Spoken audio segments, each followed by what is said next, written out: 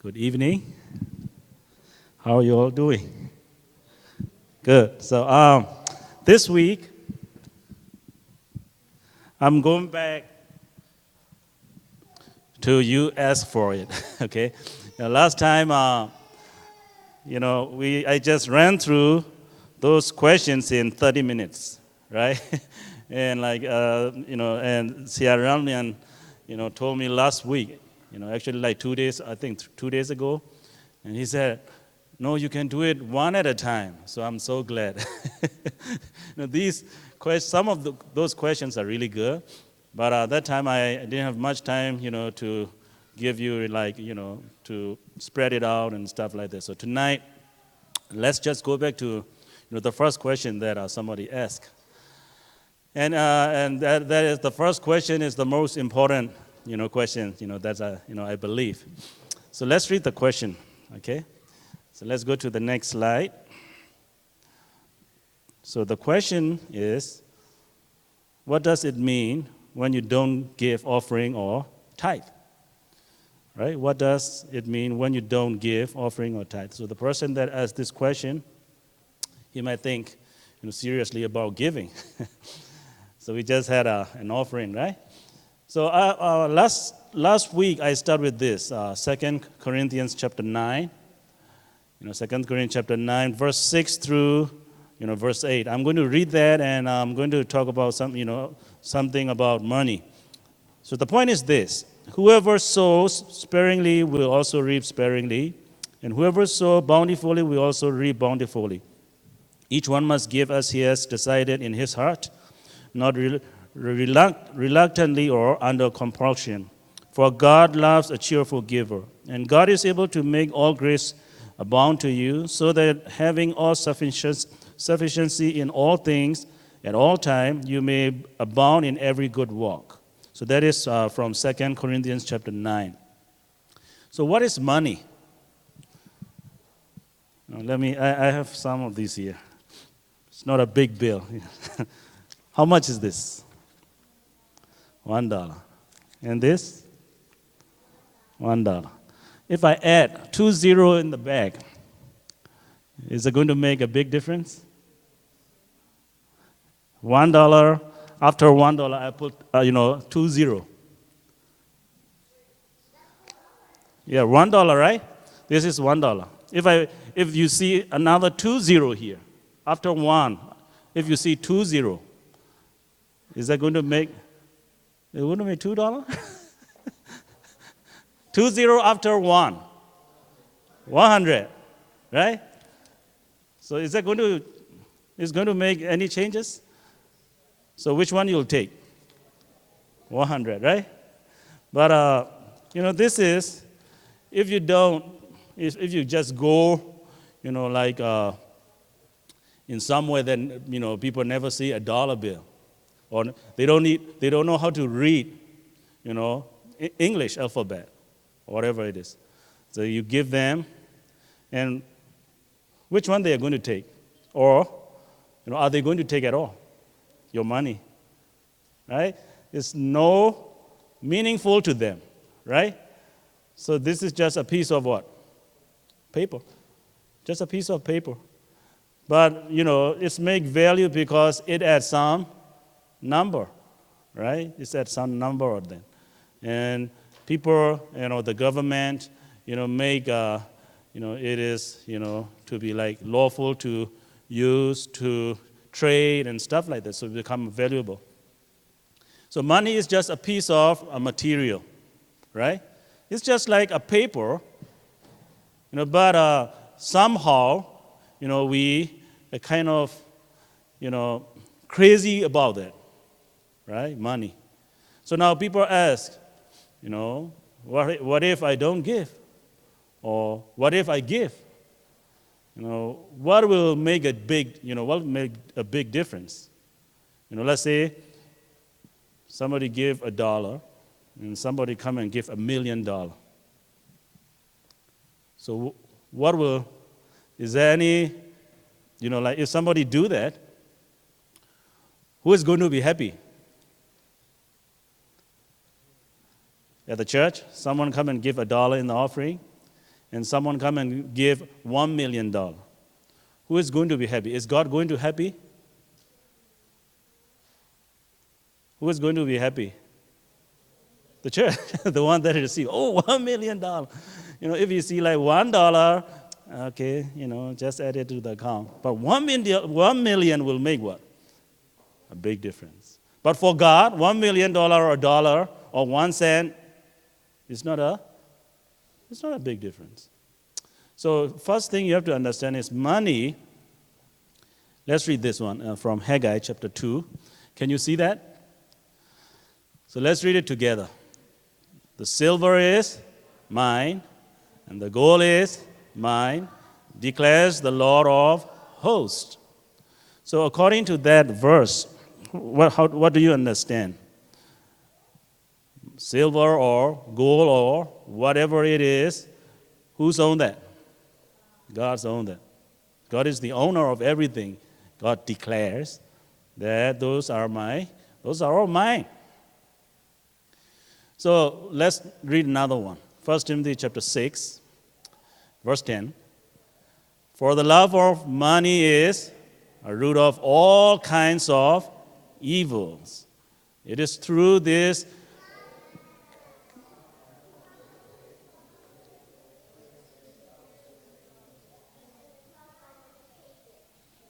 not pagans. Okay. So just read the red line. The love of money is what?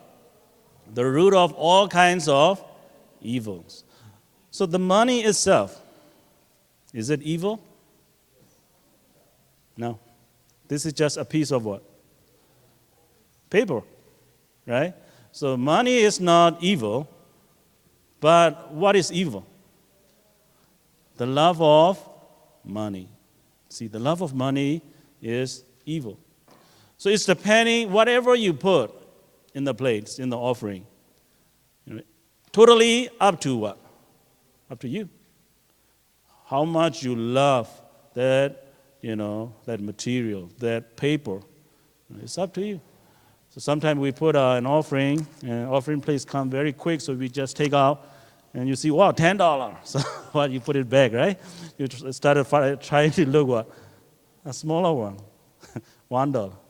So a lot of people do that, and I did that too. So, see, the love of money is the root of evil. But we understand that, the silver or the gold or whatever it is, the owner is God, right? And then let's go to another one, and then also in the 1 Timothy chapter 6. But here's verse 17. Let's read it together. As for the rich, charge them not to be haughty, not to set their hopes on the uncertainty of riches, but on God, who richly provide us with everything to enjoy. So if you love money, that's become an evil. And not only that, because you love money, you are not going to depend upon God, right? You're going to depend on your riches. But the Bible said we have to depend our hope, our everything on whom? On God. So you have to understand, is that money? It's just a piece of paper, a material thing. But it can change a lot of stuff. Your faith. Even like now we're going to see this one too. Let's read it 6 verse 9. But those who desires to be rich fall into temptation, into a snare, into many senseless and harmful desires that plunge people into ruin and destruction. See, those are the consequences, right? The desire, your desire to be rich, to have more money. See, that'll lead you to what? Many, bad stuff. See, temptation. Temptation is the word that I don't like. But believe me, temptation is all around here, right? So I just share a message at Blessing, house about temptation. The temptation is, it's the tempter. Who is the tempter? Satan is a tempter, right? So when he started, when did he start his tempting? In the Garden of Eden, right? So he's still doing very well, even, till today. So believe me, temptation is all around us. But how do we get into that temptation? With our desire. Your desire is inside you, and the temptation is out there. The only thing is you have to what? Shake hands with temptation. Once you shake hands, everything what? Done. So the same with money, So the temptation has become a snare and stuff like that. So you have to understand about money. And Proverbs chapter 30, and this is also, very important. So let's read it. Verse 8 through verse 9. Remove far from me falsehood and lying. Give me neither poverty nor riches.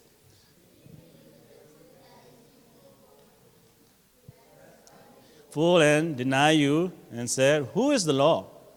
Lest I be poor and steal and profane the name of my God. See, those two red lines, if you become, if you are like rich and, you just rely on your, material things, and one day you're going to ask this question, right? Who is the Lord? Why should I care? So I have to do everything for myself. Who is the Lord? So if you have too much, but what if you are poor? You're going to what? You're going to steal. If you're poor, you do what? You steal. So if you steal, you're going to profane the name of God. On what? For what? A piece of this paper. This paper can change everything, isn't it? You can profane the name of God, or you're going to say, who is the Lord? Who is God? See, that's the power of money. All right? The power of money. Another one. So before we go to giving, let's talk about how do you use money every day. So what do you use for it? What do you do with money? Tell me. You buy clothing, food, and also you do what? You pay your bills, right? And what else you do? You borrow, or you also feed your family. You give it to the poor, right? You help other people, right? You give it to the church. You give it to the government. You give it to the charity. Some people use money for what? Like to start a military, to do a kind of, all kind of evil stuff. Money can use in many ways. So that's how we use it every day, isn't it? So money. So now you understand, I don't go through all of the stuff, those who, how should you give, or, how should, you taking care of your money, how should you, spend, how should you make money. The Bible said that you don't be lazy, you have to work and you have to earn the money, right? You just don't rely on God and pray and make, God is going to throw money to you. He's not going to do like that. So you have to walk and to earn money, right? That is a concept, that we find from the Bible. So I'm not going to go through that, but let's talk about giving, all right? Giving. So when you give money, you have to understand this, all right? From Genesis chapter 4, about giving. So when you give, let me ask you this. Why do you give? Why do you give? You give an offering, right? You give your tithe. Why? For what? For what reason you give? You already give, right?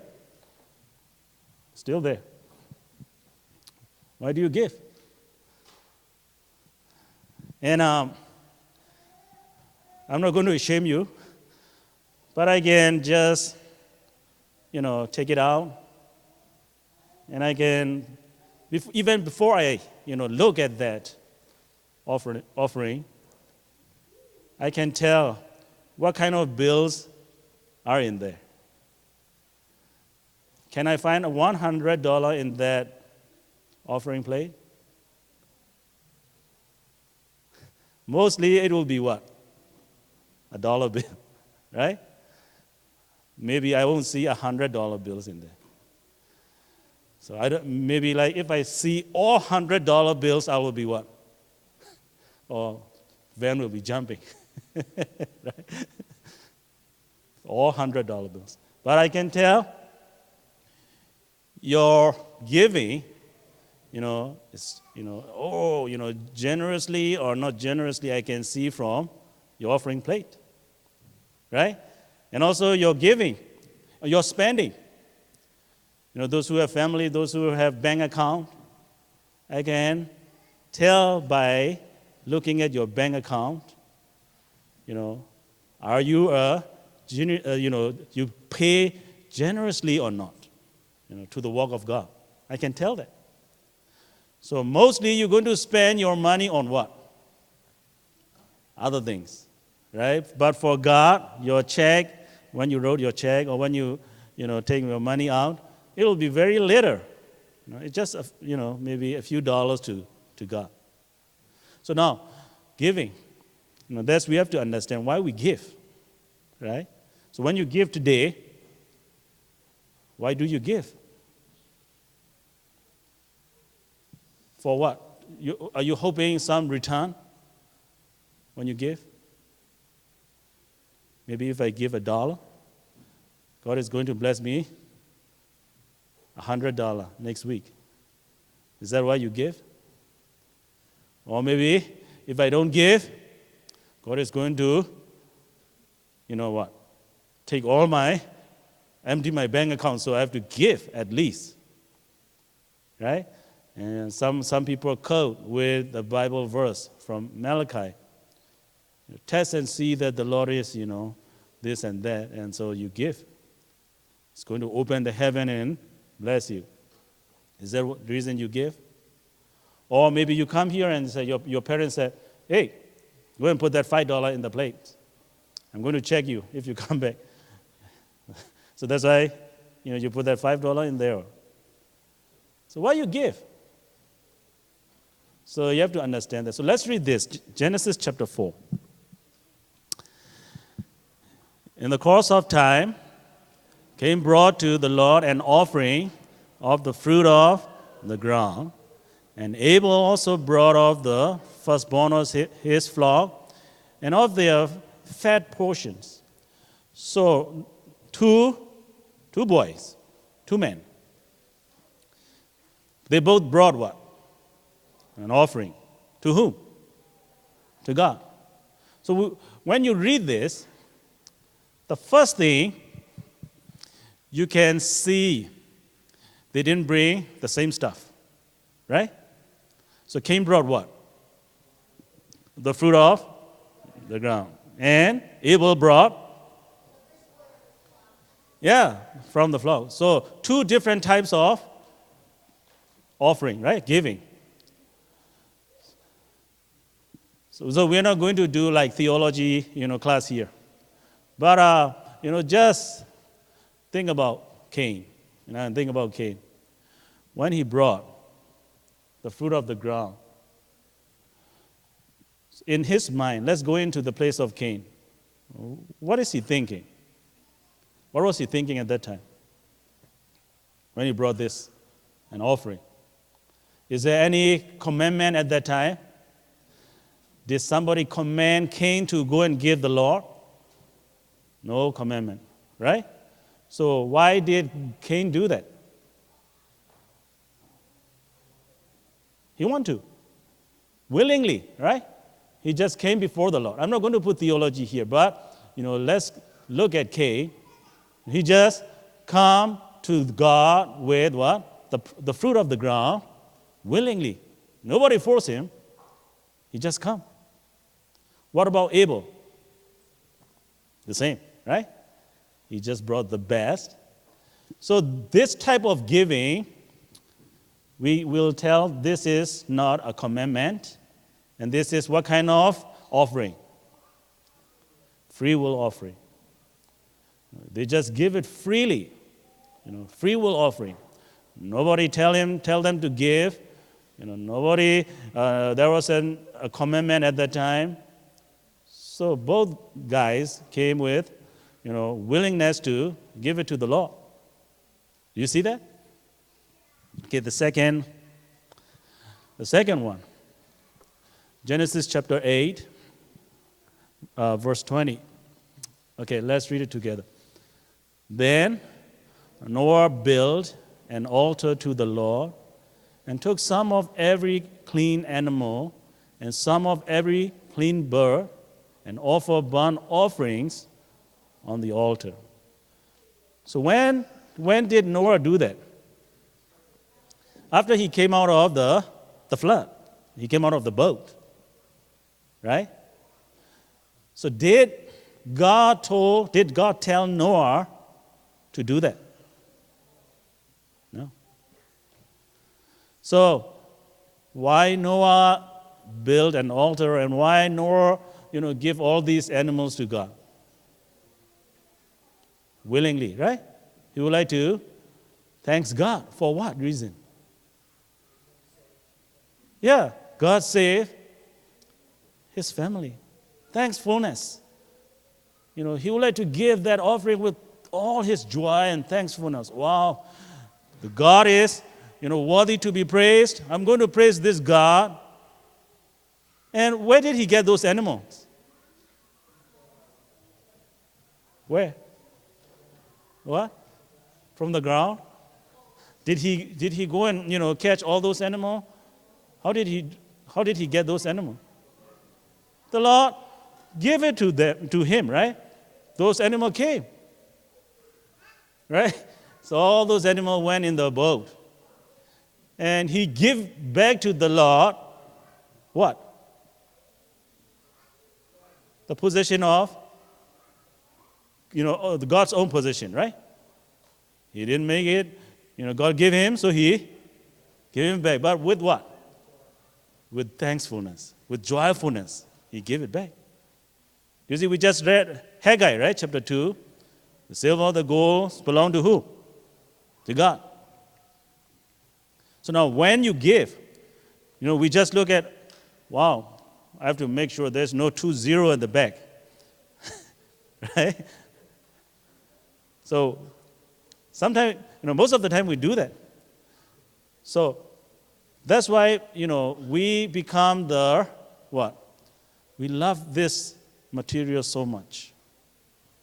Right? We love this material so much. So look at the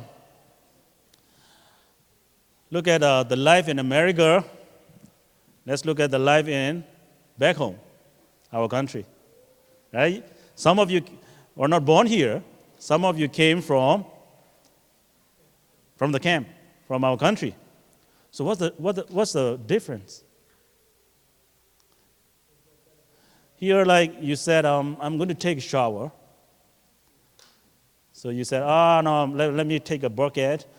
Do you have to go to the stream and then you pour the water and let's boil the water. It's too cold, and let's make it nice, and then you take a shower. Do you do that here? No. Only thing you do is what? The red or the blue, mix it together, and then what is come? Shower. How long does it take? 1 second, right? Just turn it in, boom, hot or cold, whatever it is, right? In the camp, how do you do that? It's really tough to, get a bucket of water, right? What about the housing? Right? Totally different, right? So here, maybe you'll get, if you make more money or if you search more money, you can get what? $1 million house, right? Whatever, you clap and the light is on, or you talk and the light is on, you talk and the music is on, right? Can you do that in a camp? If you talk, only what will come? The mice, the rat. It's different. Right? Which one you love the most? Here or back home? Of course, here, right? Isn't that, if you just think about it, why we love here the most? It's better. It's comfortable. Back home is what? It's not comfortable. Right? I went back to my country, 2014, 2015, and I took a trip to northern Burma. And on the way, used to have to use what? The restroom. So when you stop at the restroom, I said, the driver, please stop. We have to use the restroom. Actually, my oldest daughter. Stop. And said, where's the restroom? The restroom is where? At the bushes. That's the restroom. And she asked me what? Tissue? Toilet. Man, where's that piece of tissue? How can I get it? Right? And she doesn't, control that. That's why she, has to use it. But the way they have to say it is totally different, right? So here you said what? Man, you can use your cell phone or iPhone in the restroom, and then you what? You can take 20 minutes, 30 minutes, 1 hour. You can sit like that for how long? As long as you want. But back home, even though you have iPhone, do you want to sit there too long? No. So everything what? Changed. Why? If we think carefully, everything changed because what? Money is the matter, right? All those material stuff. You have to spend money to get them. So now, you might use 2017 Honda Civic. And back home, you're using what? The animal, transportation. It's a big difference. Even though you spend some money, see, money can change everything. So now that's why people become the lover of what? Money. So now when we give, see, we don't give like Cain, or we don't give like Abel, or we don't give like Noah, right? Those guys give with what? Willingly, cheerfully, joyfully. But when we give, we always think, return. We always think about what? The outcome. So that's why we have to be careful. Let's read this one, another one. Where's my remote? I put it somewhere. Oh, here. Okay, here, another man. Okay. So let's stop here. And after we read this, let's stop here. Then the Lord appeared to Abram and said, to your offspring I will give this land. So he built there an altar to the Lord who had appeared to him. Okay, Abraham built an altar and gave an offering to the Lord. Why?